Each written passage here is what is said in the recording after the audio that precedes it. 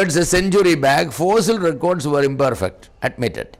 But now, a century later, what is the situation? So much fossil beds are found covering thousands of miles, but no trace of links ever found. Geological records are thoroughly examined and scrutinized by evolutionary scientists looking for a straw to hang on. But they haven't. So they have to condemn Darwin's theory now. So Darwin's theory, though Darwin is the father of evolution, Darwin's theory nobody believes. It's all gone. Poor Darwin. Yeah. Darwin knew that if evidence of fossils are not produced for intermediary species, he said that my theory will be rejected. And indeed, Darwin, you are right, at least that much sense you had. Yes? He is a prophet of evolution. He condemned his own theory. Yes. One reason why fossil evidences condemn evolution is because the many complex forms appear in the very earliest rocks without any indication of forms from which they could have evolved. That's the problem. Suppose if you are digging and if evolution is true, then what do you expect at the top? Something close to us. So close. Then the thing is that order is never found. What you find is everything is everywhere. That's one. Rabbits are at the bottom, man is also at the bottom. Rabbits are at the top, man is also at the top. You take 5 kilos of rice powder, the rice water, that thing, and then another liquid formula. The batter, okay. Then you throw some grapes into it, some almond into it, some cashews into it, and then so many fruits. And then what you do? You're going to take it like this, and then you're going to take one layer, one spoon, top layer. You examine it. What do you expect to find? Then second layer. If you have stirred it very well, then you find everything everywhere, right? Everything. But suppose you took 1 liter of that batter and put grapes in it, raisin in it. Then you pour 1 liter. Then you put almonds on it. Then you put 1 liter and put cashews on it. Then you put 1 liter. You put something else there. That's my limitation of fruits, okay. I know a few more. Suppose you put like the 10-15 layers, and then you take your spoon and you start from top. At the top, what do you get? What you put last, right? At the bottom layer, second layer, third layer. This kind of an order never exists anywhere in the world. Even in Texas, I said thousands of acres of these fossil beds are there. What you find there is very interesting. You can find complex and compound, species there at the bottom, at the middle, at the top, with a small one at the bottom, which means that they were all existing together and somebody has to stir them down like this. That's the Genesis flood. The bottom of the water came up, and the top, so the whole thing goes like this and then settled. That's what you have. Where is the evolution? Where is the evolution? You find the same type of things there.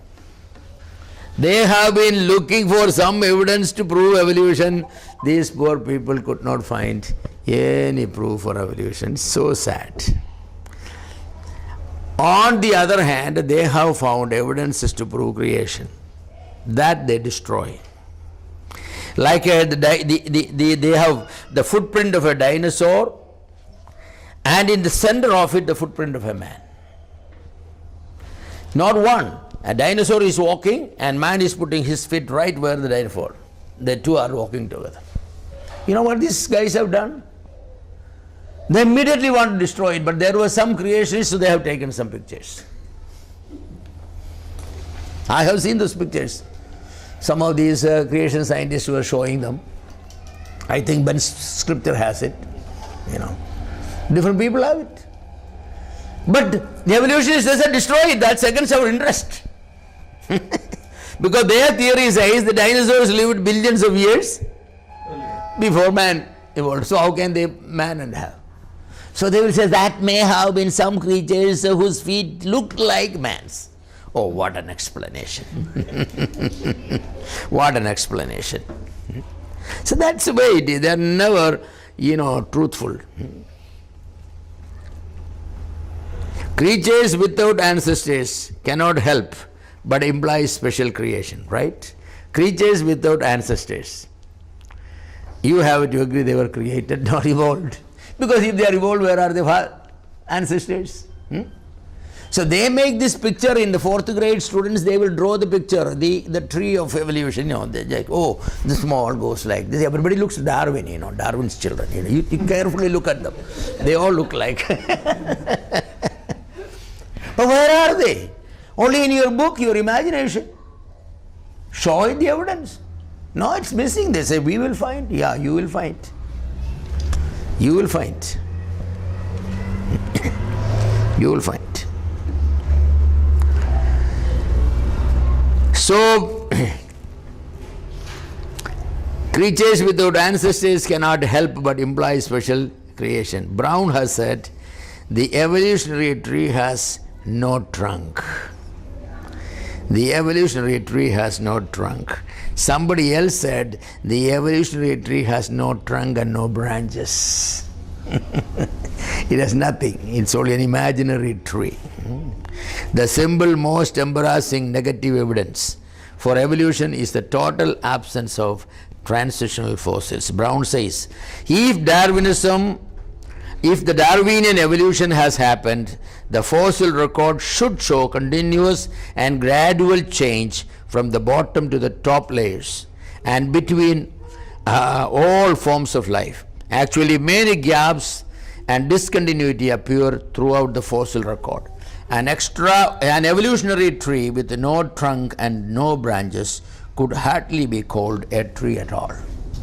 The fossil record, the observation of living organisms, and the teleological nature of numerous forms to testify, they all testify the impossibility of gradual change, yet gradual change is absolutely necessary for evolution. Gradual change is absolutely impossible, but if evolution is to take place, it has to be there. That means evolution never took place. Darwin himself said, if it could be demonstrated that any complex organ existed, which possibly could not have been formed by numerous successive slight modifications, my theory would absolutely break down. Darwin said in The Origin of Species, page 189. If it could be demonstrated that any complex organ existed which possibly could not have been formed by numerous successive slight modifications, my theory would absolutely break down. Yet that's the truth. Many complex systems are existing without any evidence that they evolved from any other. So Darwin's theory gone. This is exactly what the creationists have been claiming for years. The Darwin's evolutionary theory is bankrupt. Reason requires the biologists to abandon evolution and accept creation, but they are not going to abandon the theory for evolution because it is an escapism from responsible moral living. Once they reject evolutionism, they have to accept creationism. That means there is a creator to whom you are accountable for all that you do, and they don't want to be responsible. So it's escapism. It's like a cat drinking the milk by closing the eyes and creating darkness. You cannot do that. We are all watching it, baby. You're drinking the milk. You think it's dark? No, it's not dark. That's what the evolution is saying. They are closing their eyes to realities and thinking it is evolution. No, we all see that. No evolution. Then there is what they call the punctuated equilibrium. Punctuated equilibrium. Evolutionists are not willing to avoid evolutionary hypothesis. It is their religion. So they, while playing down Darwinism, they are embarrassed by it. Now they have come up with a new theory called punctuated equilibrium. Punctuated equilibrium claims that evolution occurs in spurts in relatively short period of time. But once in a while, once in a while they go like this and then then go millions of years and one day boom. That's evolution. That is the punctuated equilibrium. That they just does like this. Yeah. The short period of time gap, it explains. So they say that Stephen Jay Gould is the exponent of this theory. He himself recognized the untenability of any evolutionary theory that requires gradual intermediate change. He said that's not possible. Gradual evolutionary change is absolutely not possible. Then how are you going to do that? Then you say that, okay, it existed like this. And then it goes like that. The biggest problem with punctuated equilibrium is that it is not based on evidence. It's not based on evidence. The only advantage of this theory is that it could explain why no empirical evidence. That's all. There is no evidence. Why? Because it doesn't happen. It happens once in a million years. So if it happens only once, just for 5 minutes, then no evidence. So that's the only advantage. You can explain why there is no evidence for intermediary species. Because if it is gradual and consistent, then there will be. But if it is just like this, occasional, once in a trillion years, you're not going to have any evidence. But the question is, where is the evidence that it occurred? So that's the biggest problem, You have no evidence for it. This remains simply a theory. Simply a theory. You can make theories, but unless you can prove it, nobody has ever seen such a thing. The biggest problem with punctuated equilibrium is that it is not based on evidence. The only advantage of this theory is that it could explain why no empirical evidence.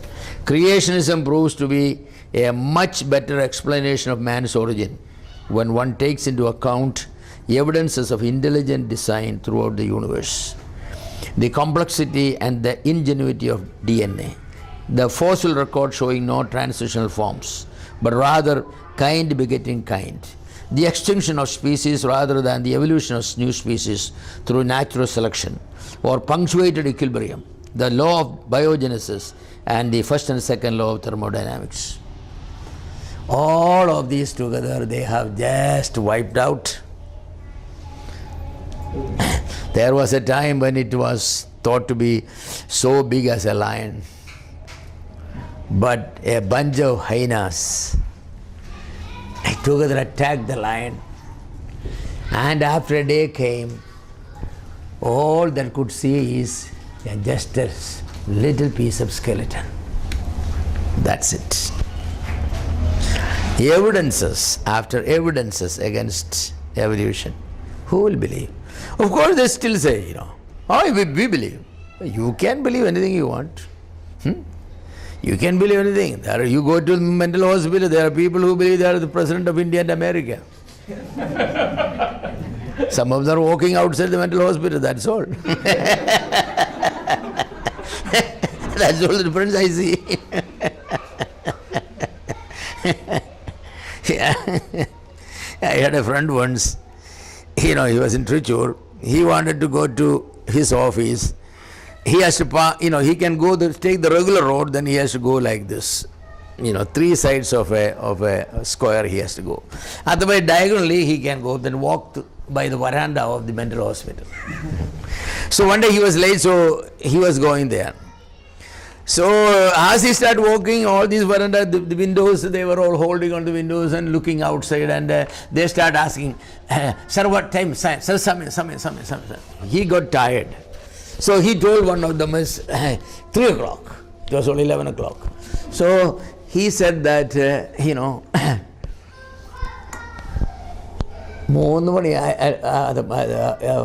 മണിയായപ്പോൾ 3 മണിയാണെന്ന് പറഞ്ഞ ഒരു ഭ്രാന്തനെ അഴിച്ചു വിട്ടിരിക്കുക. ഞങ്ങളെ ഇവിടെ പിടിച്ചകത്ത് you know. They have an eccentric left free who says it's 3 o'clock at 11 o'clock. We sober people are put inside. What a strange world. That's what is happening with this theory. A lot of eccentrics are set free to teach our children a bunch of lies. No evidence, nothing. Absolutely nothing. Not one evidence. Yet they teach it. And our children have to believe it. No. So evolutionary theory has come full circle. From an assumption of the gradual appearance of all species to an assumption of virtually instantaneously appearing all species. From the Christian creationist perspective, this is an interesting turn of events. It suggested that the evolutionist faith in evolution is so unshakable. They are willing to believe in the theory no matter what comes. The evolutionists have such great faith in the theory of evolution no matter what comes. That's the problem. The belief that God created all things, including man, in his own image requires the faith. But evolutionary theory requires more faith, since evolution runs contrary to reason and experience. They believe in this theory of evolution because that is the only way to exclude God from their life. That's what it is. We don't want God. Romans 1 says very clearly, they did not want to retain God in their knowledge. They did not want to retain God in their knowledge. Yes.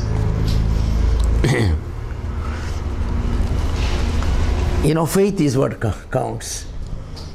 Once a professor, every year when the freshers come in, the freshers mean the first year student, they come in, he will destroy the faith of all the students in God. So he will attack Christianity and Bible. Every year he will take some passage and he will just shake every student, and by the time the first semester is over, the foundation of their faith is shaken. So one year he took the passage on the Red Sea, Israel crossing the Red Sea. Oh, he said, that's a bunch of lies. They didn't cross the Red Sea, they crossed the Reed Sea. The reeds were growing there. There were only half a feet water there, and they just walked on the reeds and they crossed the Red Sea. So one student sitting at the back said, praise the Lord, hallelujah, praise the Lord, hallelujah. The professor, what is there to praise the Lord? He said, our God is so great and big. He can drown the whole army of Pharaoh in 1 foot of water. That's what faith is. Professor, your story is going to change my faith. And our argument is not going to change their faith too. Until they say, I want to find the truth about it. If you say, I want to find the truth, I'm going to start reading the Bible with an open mind, then they will find. But if their heart and mind, their intelligence, everything is closed, they're not going to.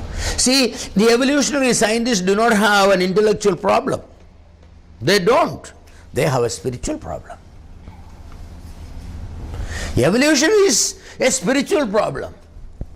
They don't want relationship with God. That's what their problem is. So, any amount of evidences you bring before them, they're going to not accept. As I said, some of them sounds like eccentric. Once a young man, educated young man became, mentally a little bit off, and he said, I'm dead. I'm a dead man. So he told his daddy, mommy, I'm dead. I'm dead. So he told his teacher, sir, I'm dead. So they wanted to prove to him that he is not dead. So they have said so many arguments, but he said, I'm dead. So finally, a young doctor took him to the anatomy lab. There they have all these, skeletons and corpses and all that thing, cadaver, they say cadavers, all there. And so he took this man's finger and he pricked it with a needle, and what is it? Blood. See, blood comes because you are living. Now look, let's take one of these cadaver. No blood. He had taken every one of them, no blood. Then give me your finger, blood. Now what do you think? I think some dead bodies also bleed. That's my conclusion. Now I know some dead bodies also bleed. Well, so, some of these people are like that. You're not going to convince them. But they're going to say that, but I believe, well, not sober enough. Okay, so we finished our biology with that. You have anything to ask or discuss, will be nice. I like to hear, I'm not an expert in biology, I told you. So it's advisable to debate. Well, bring somebody, an expert, because first question they ask is, what's your credential? That's the first question. Sir, what is your credential to talk on this subject? Say, I have no credentials. Then forget about it. We don't want to argue with a man who is not. So credentials are very important when you debate with a person. If it's a theological debate, I can debate. But if it's a biological debate with evidences, then only they will not accept whatever I say. They will just ask, did you read so-and-so's books? I say, no. Well, you shut up. So bring somebody like Ben Scriptor or somebody, he can debate with anybody. Because he has credentials.